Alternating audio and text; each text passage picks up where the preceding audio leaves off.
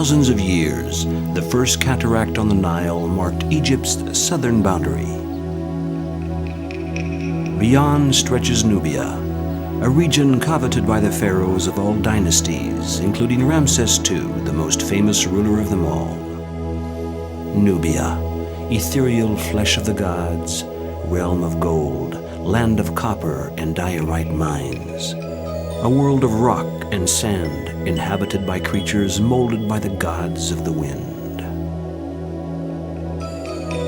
Mysterious and fascinating Nubia, African land, crossed by caravans carrying ivory and ebony for powerful Egypt's temples and palaces over 3,000 years ago.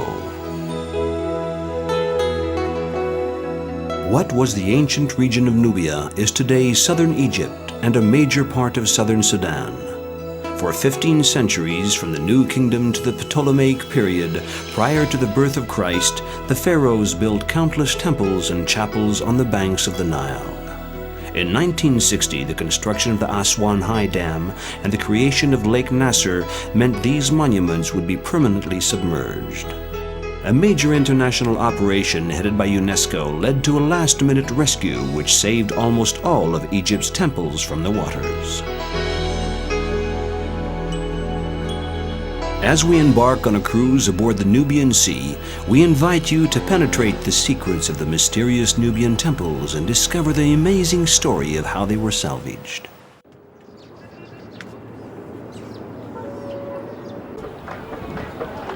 Aswan is no doubt one of the most beautiful towns in the Nile Valley.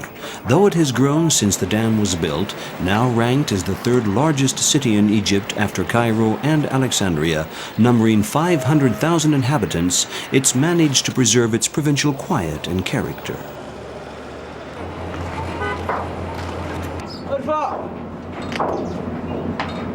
No bridges cross the wide and peaceful Nile, and so vessels ply the waters in both directions. Ferries, cruisers, and the famous feluccas, one-sail vessels whose elegant silhouette has become the city's trademark.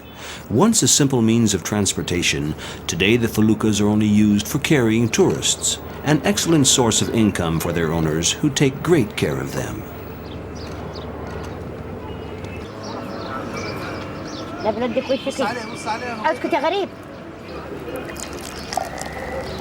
قلب يا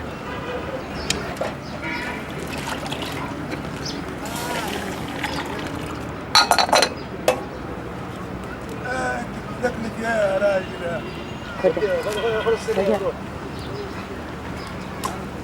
تعبان ابو قالتو رايب تاس فوز الله فوز ملك هو صاحي فوز الله امسك كده يا سعد الله يسلم ما اخذ خفتك فوزي قلنا اساسا يكتبوا لنا صاحب الانترنت ها وده دور بيته لا والله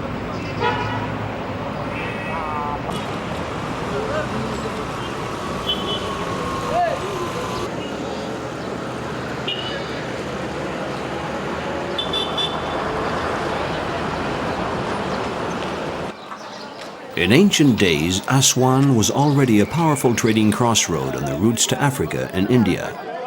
It's an ethnic crossroads as well, though Arabized for years. The dark-skinned Nubian people more resemble tribes from the Blue Nile in Ethiopia rather than the Saharan-featured Egyptians. The Nubians are proud of this cultural and ethnic difference and still speak Kamusi and Mahasi, variations of their ancestral language.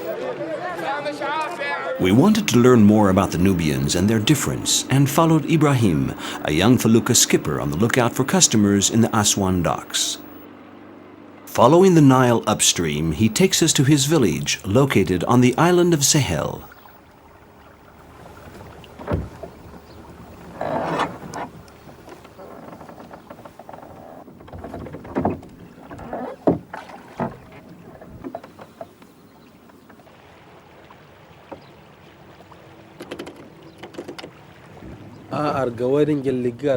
We've done this kind of work for years. It's handed down from father to son. We Nubian people enjoy it. It's quiet out here. There's no noise. And we're able to be in contact with good customers. We earn a good living, thank God.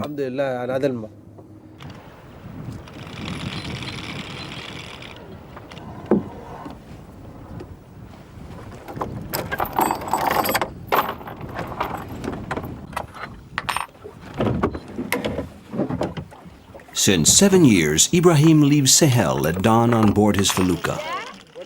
He has to arrive at Aswan before the heat of the day if he wants to find some tourists to take out. Like his 6 brothers and sisters, some of whom are married, he lives with his parents.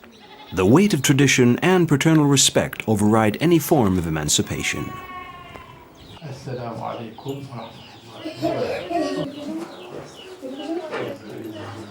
I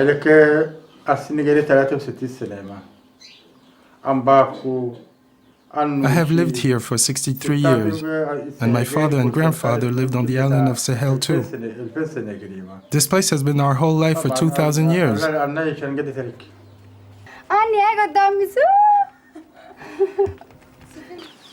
Vibrant color is the norm in Nubia, as seen on the painted fronts of the unfired brick houses and the women's clothing.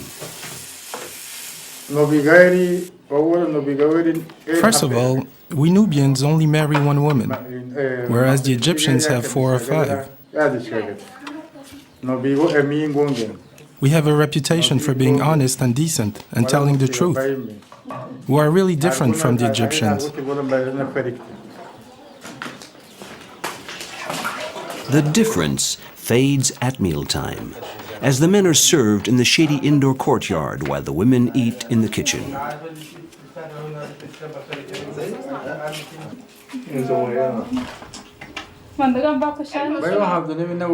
Nonetheless, the Nubians cut fine figures in their colorful crocheted caps or large white turbans worn nowhere else in Egypt.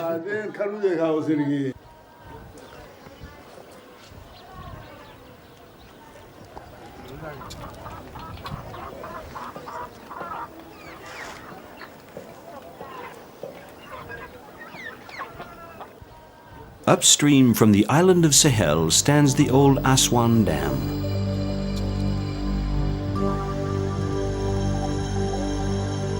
Built by the British at the turn of the century to control the Nile's floodwaters, the 2-kilometer-long granite dam formed a huge reservoir of water covering Nubia nearly 8 months of the year. And so visitors to the temples on the island of Philae have got to go by boat.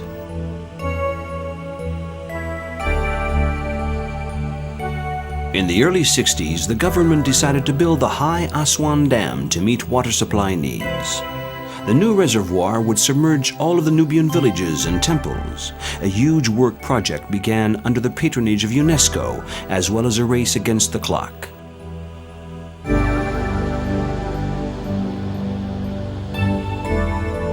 At Philae, the island was surrounded by a double-sheet pile wall to keep it watertight. The temples were divided into 45,000 blocks, several tons in weight, carried several hundred meters to the leveled island of Agilkia to offer the same relief as the original site. Once the contents were removed, the island was abandoned to the lake waters. Rebuilt in a record 30 months and inaugurated on March 10, 1980, Philae was the last temple to be saved, putting the final touches on 20 years of pharaonic work.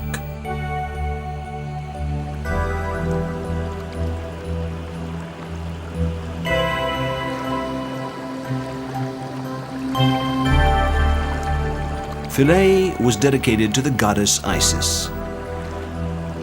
Under the reign of the last pharaohs in the 4th century BC, the Isis cult took firm hold at a later date.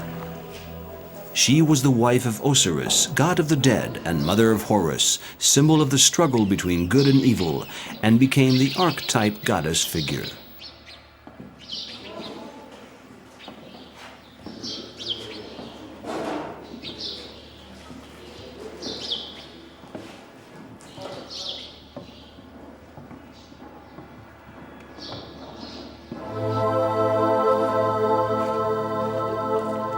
The The temple of Isis, dominating the other monuments on Philae, is one of the better preserved structures in Egypt.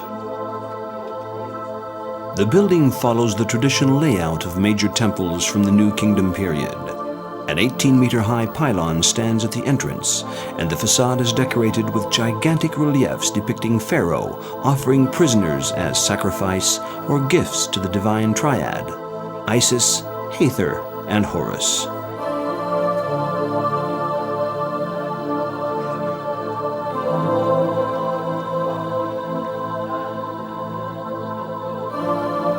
In 300 AD, Emperor Theodosius ordered all pagan temples in Egypt closed, but Philae continued to flourish. For nearly 2 centuries, Nubian pilgrims came to lay offerings to the great Isis and engraved prayers on the sanctuary walls. The last hieroglyphic texts were engraved at Philae in 473 AD.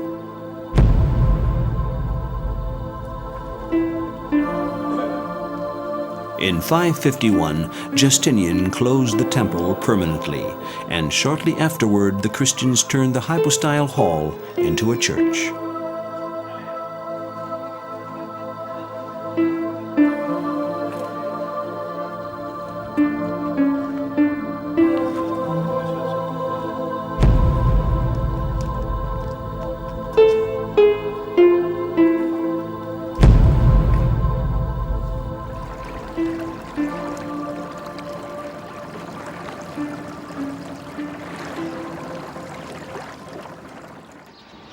The history of the old Cataract Hotel, with its Victorian facade and Moorish decor, is intertwined with the history of the British occupation of Egypt.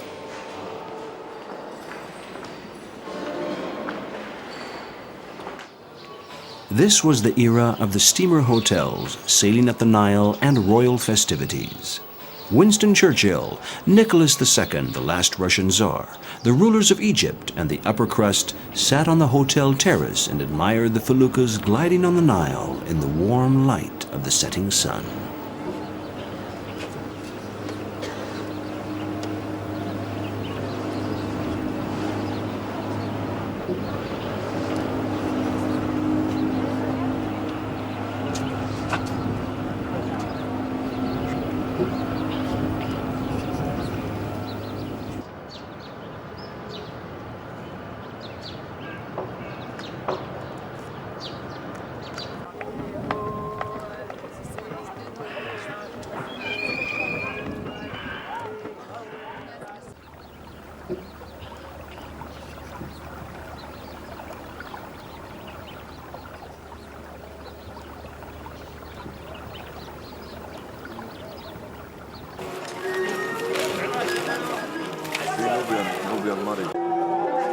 At nightfall, the Aswan Bazaar comes alive with jovial, colorfully dressed crowds.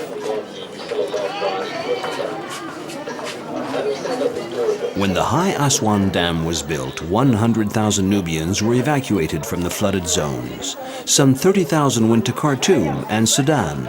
Others settled voluntarily or by force in Egypt on plots of land donated by the Egyptian government, or became waiters or bawab, doormen, in Cairo. The remainder stayed in Aswan. They make up an integral part of the bazaar, working at countless odd jobs that add to its charm.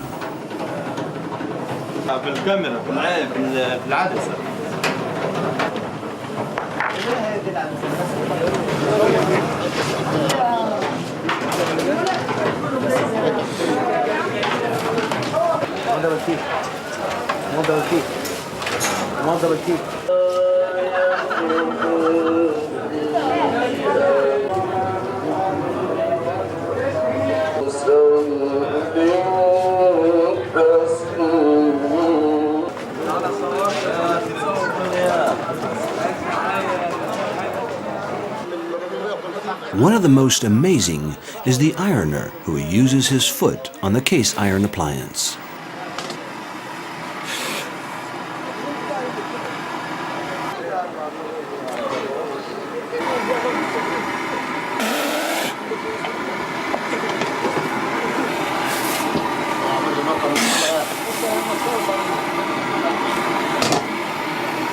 بيصور البخار.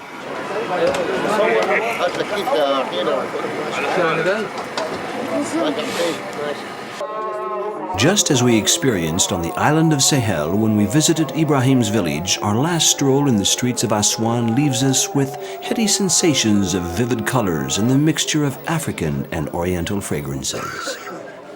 That is black datli made in Aswan. This is very, very strong.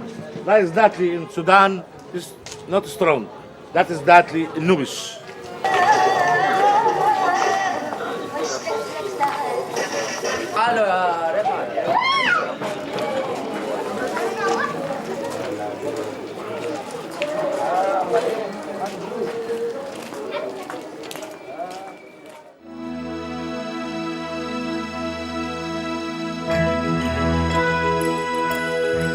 We are now aboard the Nubian Sea, which cruises on Lake Nasser beyond the high Aswan Dam. The Nubian Sea originally sailed on the Nile between Luxor and Aswan. The boat had to cross both Aswan dams to get to the lake. The vessel is split into two parts and set on rubber cylinders. Meter by meter, the two sections are raised above the obstacle, lowered in the same fashion to the level of the lake, then put back together.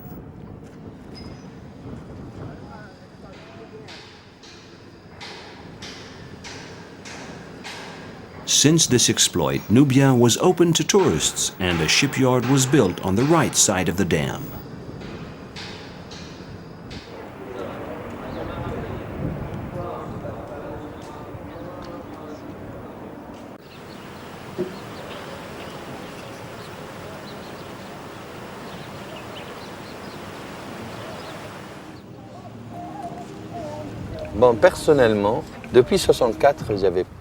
Personally, I had not been back to my country since 1964.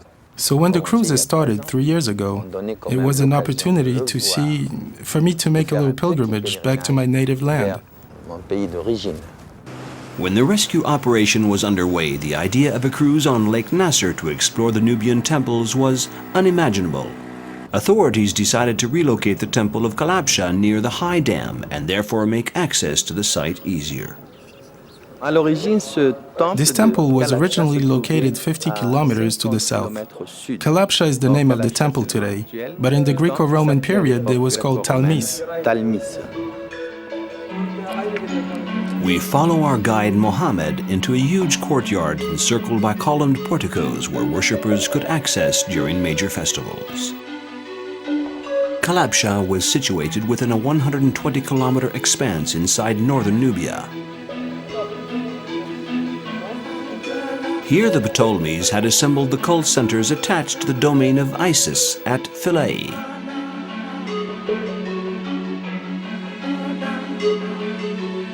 But the temple of Kalabsha is dedicated to Mandokis, a local god, depicted wearing a diadem. The Egyptians identified him with Horus.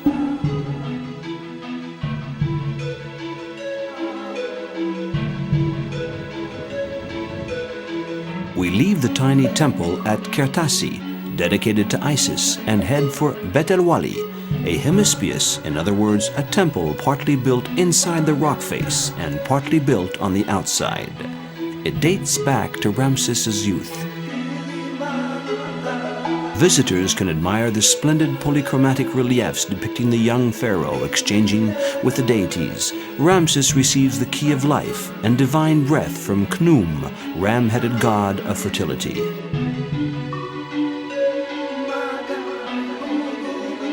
Further along, he makes a wine offering to Horus, son of Isis, and Osiris, whom he personifies on earth.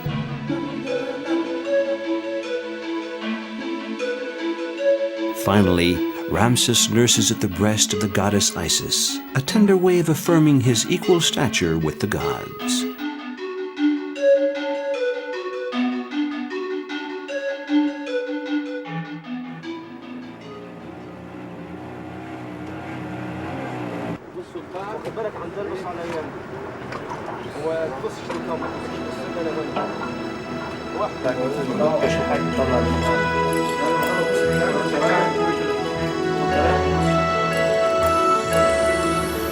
Leaving the promontory at Kalabcha behind, we sail southwards.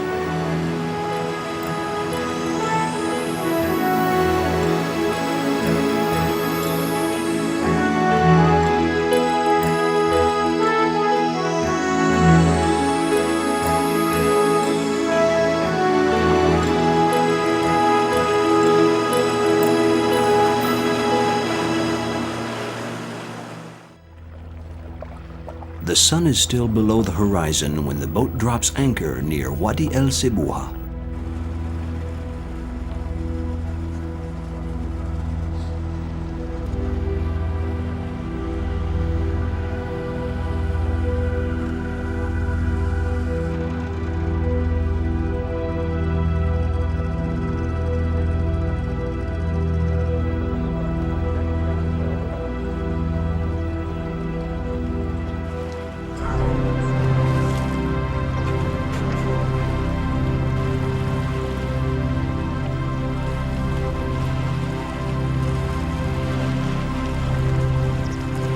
We follow our guide Mohammed to the top of the mound overlooking the site, just in time to see the sun emerge over Lake Nasser. Like Re, creator of the universe, emerging from the primeval waters. The legend goes that the sun is reborn each morning in the form of the scarab Khepri. At its zenith at noon, it becomes Hor Akhti, the falcon-headed triumphant sun.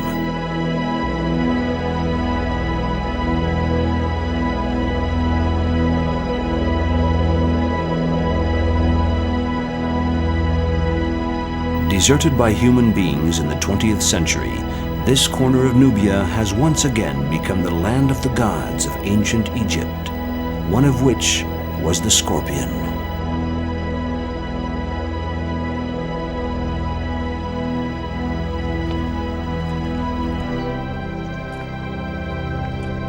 We are now 160 kilometers south of the High Dam at the site where a group of temples were moved in the 60s. You can only reach the Temple of Dhaka by boat, originally 40 kilometers to the north.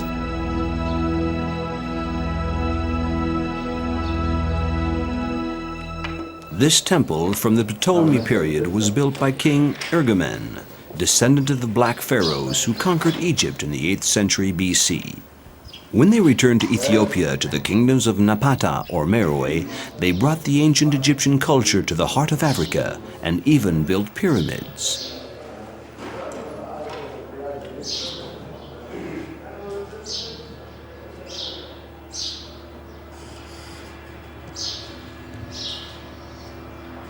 The temple is dedicated to Tot, the baboon, god of intelligence.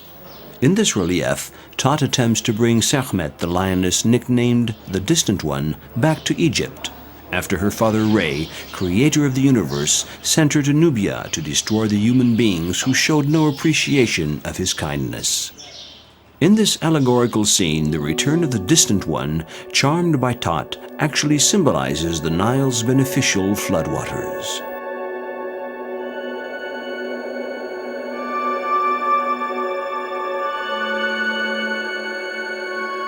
For thousands of years, until the High Dam was built and Lake Nasser was created, the Egyptians waited expectantly for the nourishing floodwaters. The Nile Valley, where most farmland is concentrated, only accounts for 1% of the country's total surface area. The remainder is an immense desert of sand and rock, which caravans cross on their way to and from Sudan.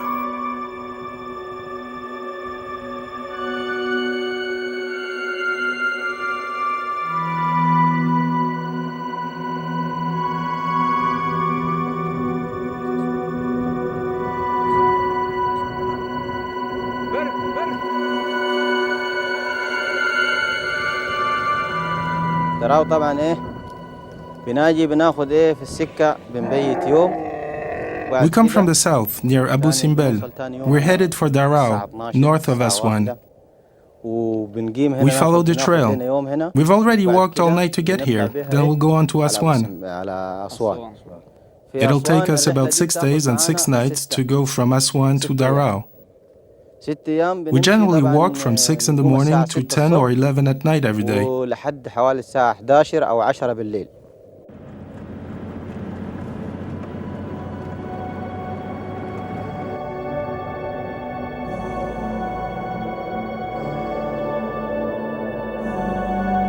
Though critics of the high dam say that it has made the riverbanks poorer by removing the silt, it has brought electricity to thousands of villages and has increased farm production because the main stream is kept under control.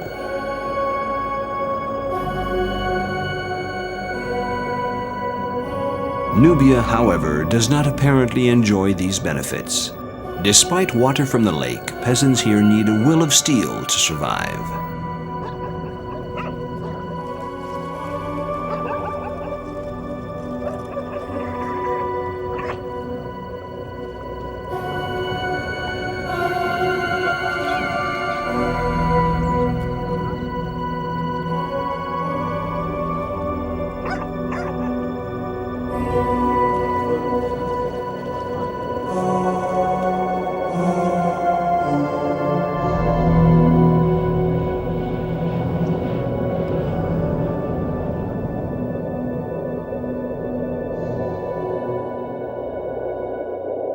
Wadi el-Sibua is one of the many Nubian temples from Bet el-Wali to Abu Simbel, which bear the mark of Ramses II. Wadi el-Sibua, the Valley of the Lions, reminds us that in the days of the Pharaohs there were still many lions in Egypt. In primitive times, shrines were built in their honor, near the weds where the wild animals came to drink. Apparently, even the Egyptians often tamed these creatures, such as Ramses II, who made them his war companions. As the Sphinx or the lion, the symbol of strength, the pharaoh could watch over the sanctuary.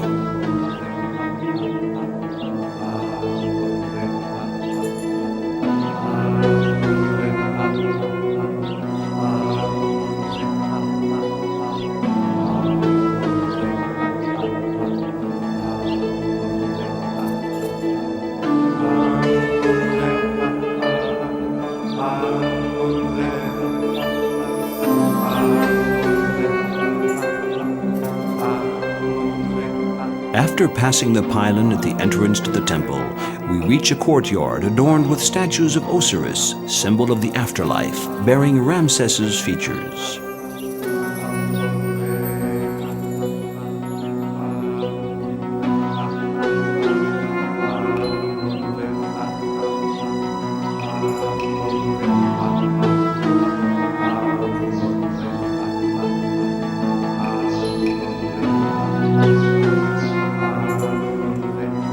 When Egypt was Christianized in the early centuries AD, the temples were naturally turned into churches. At Wadi el-Sibua, in the tiny Pharaos, a sanctuary carved inside the rock face, the reliefs depicting the ancient deities apparently better weathered the test of time than the faces of the saints painted on the walls.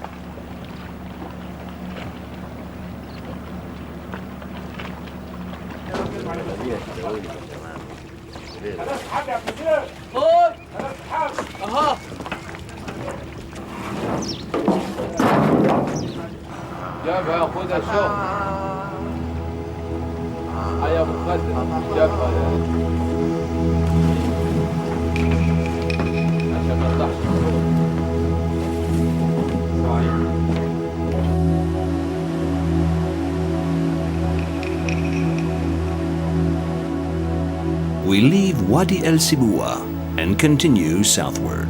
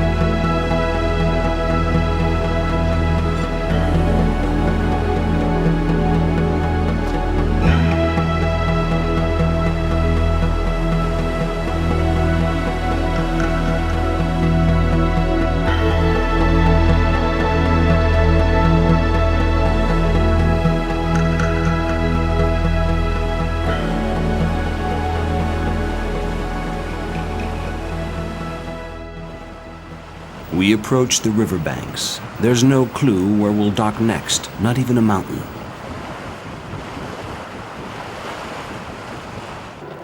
On the bridge, the instruments seem only to serve as decoration. The Rais, the boat captain, who had sailed in this area before it was submerged, relies on his experience. Before, the Nile was just a narrow passageway for boats, right where the lake is now. People lived on both sides. There are many little villages on the right, on the left, all over. Life was carefree here.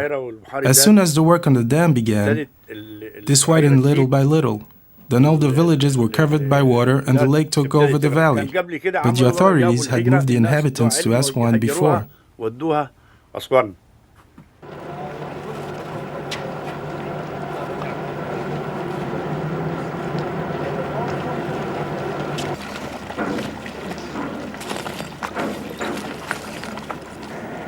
Once again, thanks to the ship's shallow draft, the Rais brings the vessel close to the banks, almost fitting the bow perfectly into the rocks.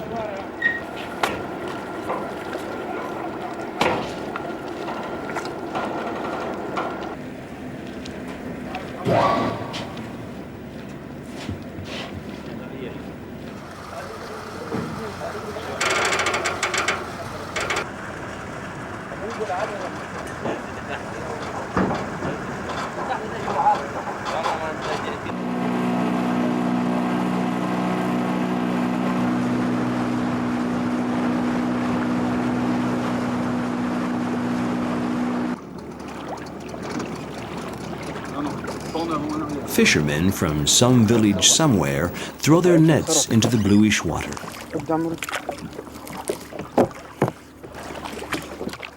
يا عيد عشان كله ده عشان نطلع في التلفزيون نحن.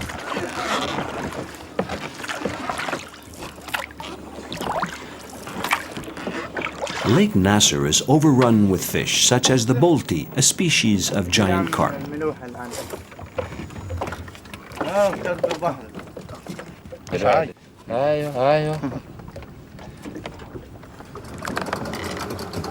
These fish are not the only ones to take advantage of the lake. Crocodiles have also reappeared here. These reptiles have completely disappeared from the Nile, at least in Egypt, but now back on the banks of the countless creeks bordering the lake.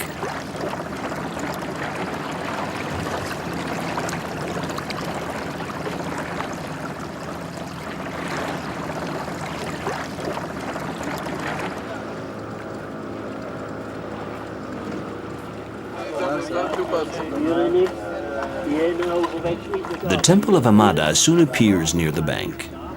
These are the ruins of a peripteral temple which Thutmose III built 3,500 years ago in honor of Amon-Re.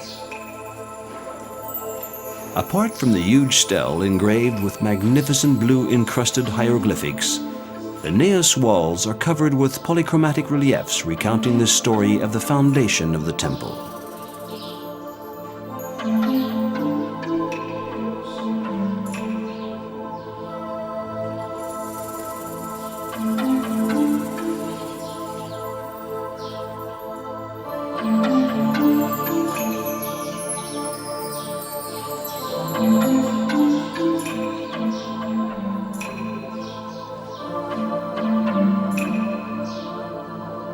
We see Pharaoh in Amon's presence, busy with the construction, using instruments to find the proper position in relation to the North Star.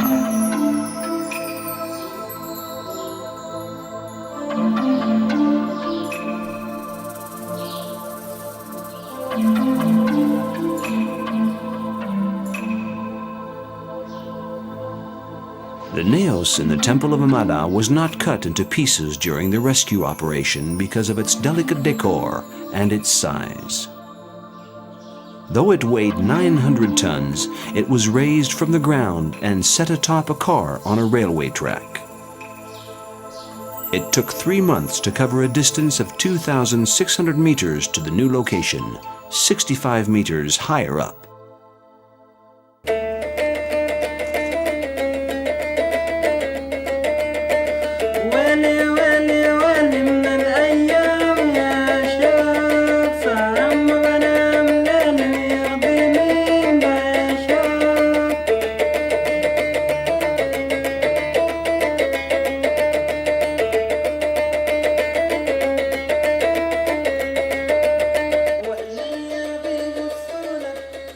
The guard's song, accompanied by a semsemia, a five-stringed lyre, supposedly evokes the memories of the lost villages and submerged houses.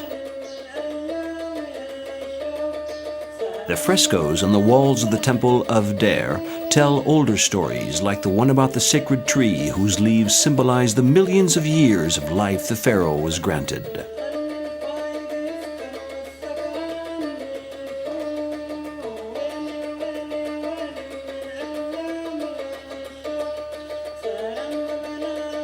Or the story about the sacred bark with its dark-skinned rowers kneeling at the bow.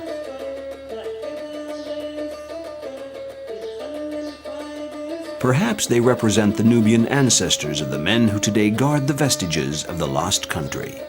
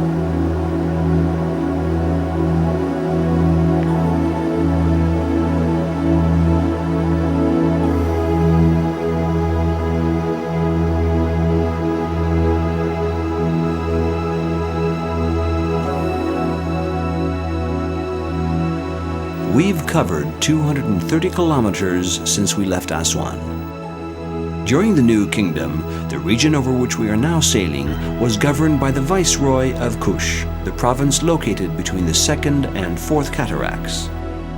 The Pharaohs built a number of fortresses here so they could keep watch over this essential communications route linking Black Africa to the Mediterranean. Ksar Ibrahim is one of these forts.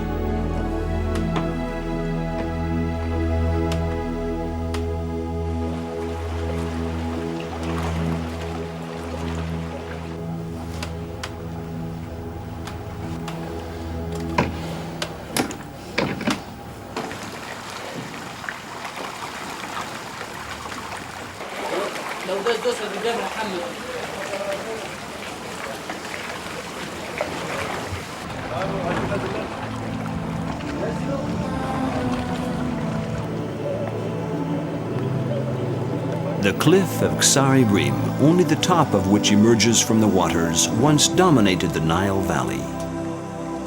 Ksar Ibrahim was occupied by the Ptolemies, the Romans, and even the Mamelukes, and until the 16th century, a cathedral stood at the summit.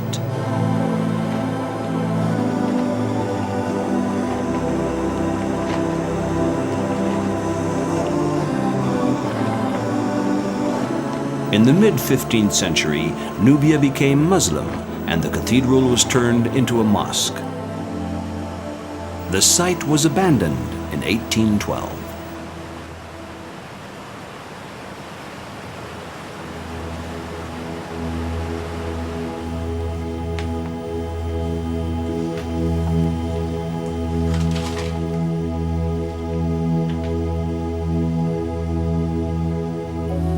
Aswan is now 280 kilometers behind us to the north, while Sudan lies 40 kilometers to the south.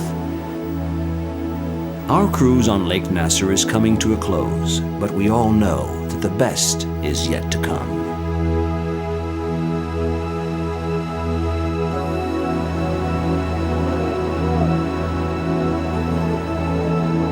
Our eyes search the riverbanks and scrutinize the horizon.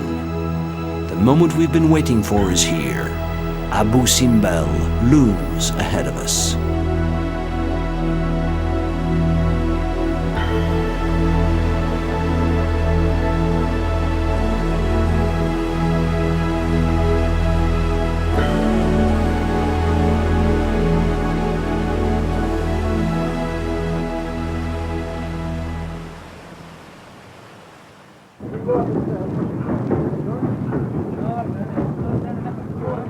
The work to save Abu Simbel began in 1965 when it became evident the site would be in danger from the rising waters.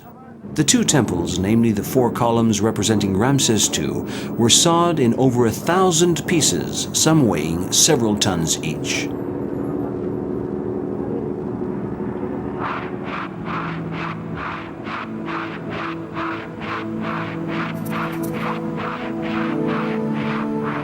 The stone on the cliff surface was also removed so that the original site could be completely reconstructed.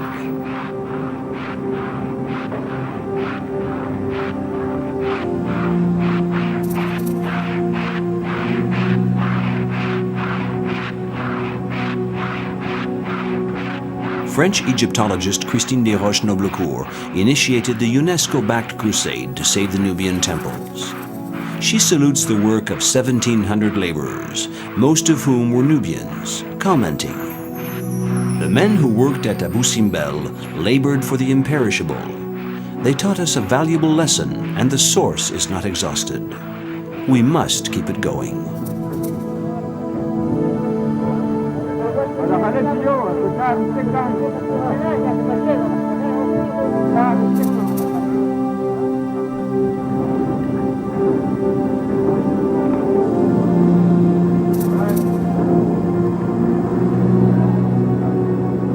Each large block was numbered, cautiously removed, and taken to its final destination, 64 meters above the original location. In 1968, only 3 years after the project began, the Abu Simbel temples were fitted into an artificial mountain, offering the same view and position as the cliff chosen nearly 3,000 years ago by Ramses II himself.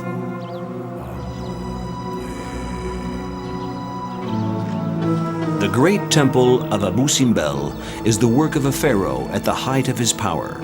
The temple was meant to glorify Ramses II, not any of the gods. 4 royal colossi 20 meters high show him sitting on the throne. Before visitors enter the sanctuary, they receive the underlying message: Pharaoh is the temple, and the temple is Pharaoh. However, Ramses II could not completely ignore the gods, and so he dedicated a small section in the middle of the facade to Re Horarte, the sun at its zenith personified as a falcon-headed man.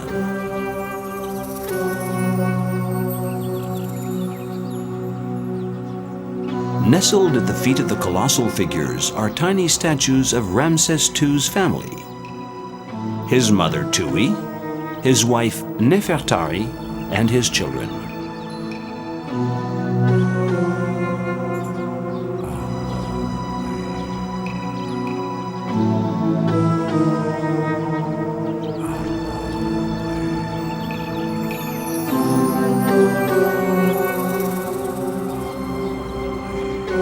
Once again, we follow our guide Mohammed for an early morning visit to the great temple before the crowds arrive.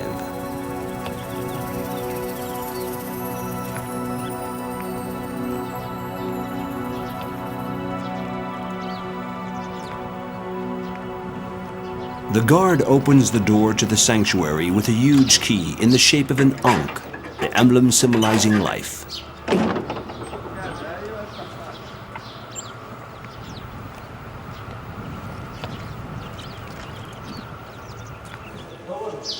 The sun rays inside the temple illuminate the colossal statues representing Osiris, god of the dead, with the face of the pharaoh holding a scepter and a flail.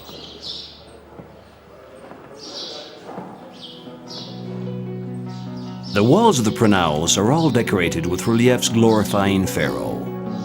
Are they simple allegories of the all-powerful leaders and the victorious warrior, or are they scenes depicting historical events?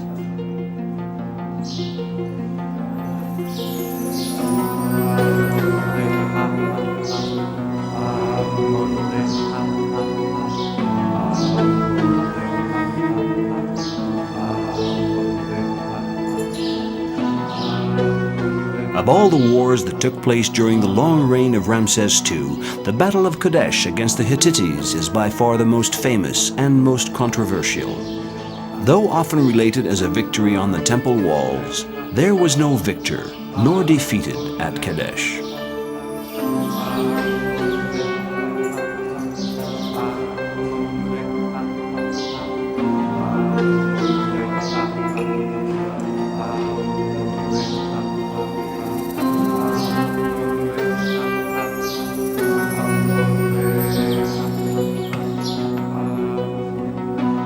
Inside the hypostyle hall, the emphasis on Ramses II diminishes.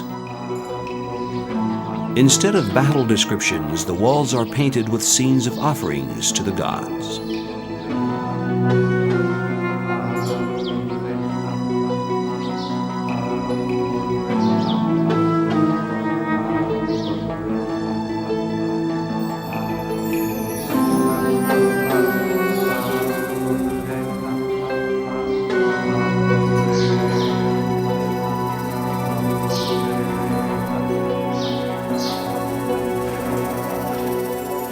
Traditional liturgical scenes, such as the transport of the sacred bark, can be seen in the vestibule before arriving at the Holy of Holies.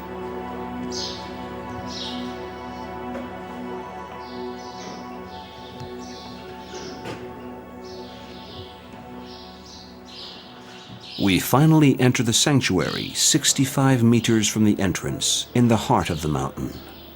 4 seated statues are carved into the rock.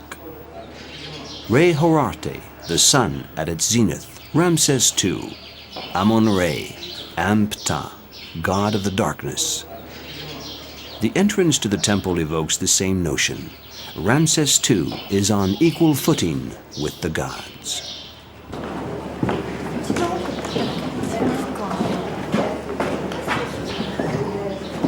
When Ramses II first saw the Abu Simbel site, with the 2 knolls in pink sandstone, a bare 50 meters apart, he took it as a sign from the gods and decided to build 2 temples here. The smaller one is dedicated to his beloved wife, Nefertari. The great royal wife bears the features of Hathor, goddess of love, who gives birth to the sun every morning.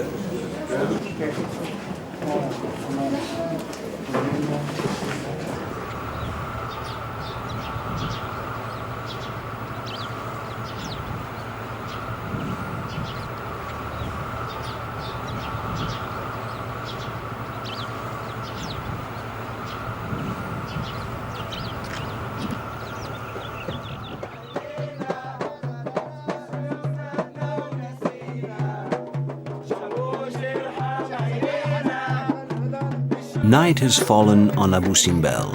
On the bridge, the crew begins singing Nubian songs, bringing the cruise to a close.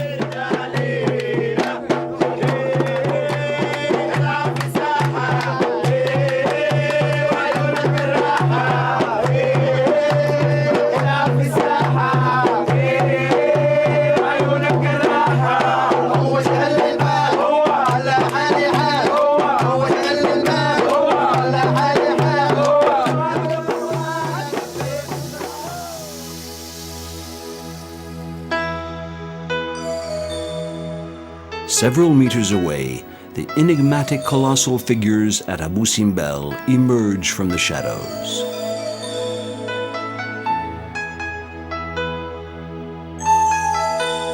Like radiant beacons of light, they stand watch for eternity over the submerged souvenirs of ancient Nubia.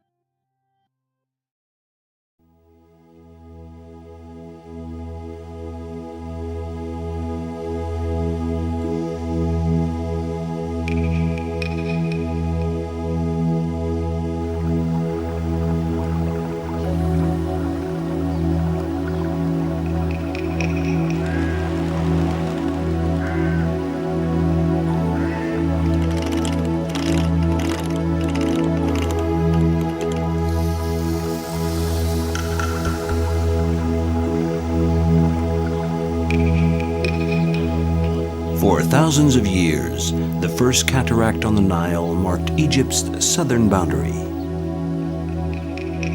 Beyond stretches Nubia, a region coveted by the pharaohs of all dynasties, including Ramses II, the most famous ruler of them all.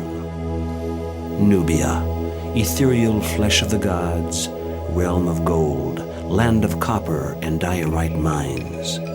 A world of rock and sand, inhabited by creatures molded by the gods of the wind. Mysterious and fascinating Nubia, African land, crossed by caravans carrying ivory and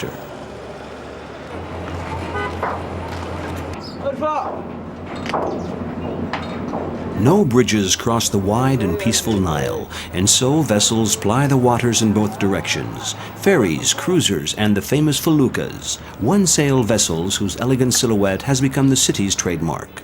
Once a simple means of transportation, today the feluccas are only used for carrying tourists, an excellent source of income for their owners who take great care of them.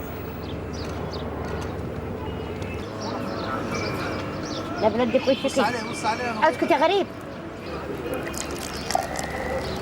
قلب يا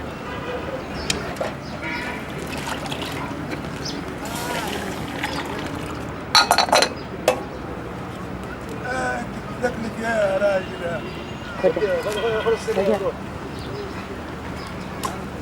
تعبان ابو قالتو غايب تاس فوز الله امال ايه هو صاحي فوز الله امسك كده يا سعد راي سالا ما اخذ خفتك فوزي قلنا اساسا افتكر ايه صاحب الانترنت وده دور بيته kind of work for years. It's handed down from father to son. We Nubian people enjoy it. It's quiet out here. There's no noise. And we're able to be in contact with good customers. We earn a good living, thank God.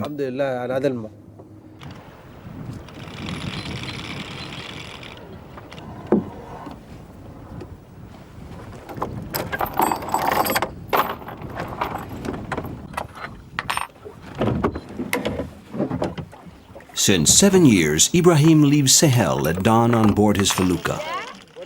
He has to arrive at Aswan before the heat of the day if he wants to find some tourists to take out.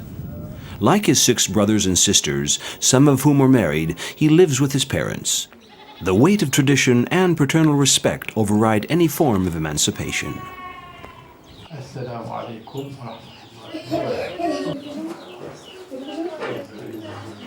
ورحمة أسني قريت 63 سنة أم باكو I have lived here for 63 years, and my father and grandfather lived on the island of Sahel too.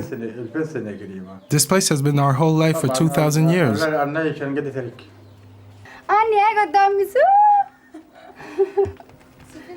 Ebony for powerful Egypt's temples and palaces over 3,000 years ago. What was the ancient region of Nubia is today southern Egypt and a major part of southern Sudan. For 15 centuries, from the New Kingdom to the Ptolemaic period, prior to the birth of Christ, the Pharaohs built countless temples and chapels on the banks of the Nile. In 1960, the construction of the Aswan High Dam and the creation of Lake Nasser meant these monuments would be permanently submerged. A major international operation headed by UNESCO led to a last-minute rescue which saved almost all of Egypt's temples from the waters. As we embark on a cruise aboard the Nubian Sea, we invite you to penetrate the secrets of the mysterious Nubian temples and discover the amazing story of how they were salvaged.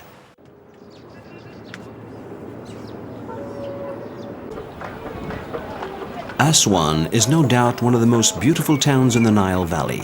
Though it has grown since the dam was built, now ranked as the 3rd largest city in Egypt after Cairo and Alexandria, numbering 500,000 inhabitants, it's managed to preserve its provincial quiet and character.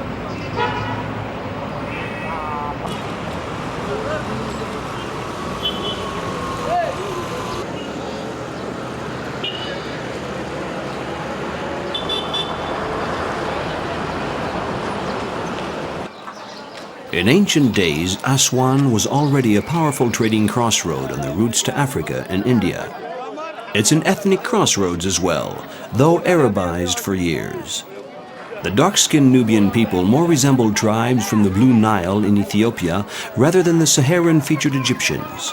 The Nubians are proud of this cultural and ethnic difference and still speak Kamusi and Mahasi, variations of their ancestral language.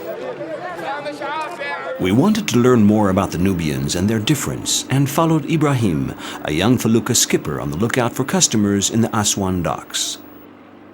Following the Nile upstream, he takes us to his village, located on the island of Sahel.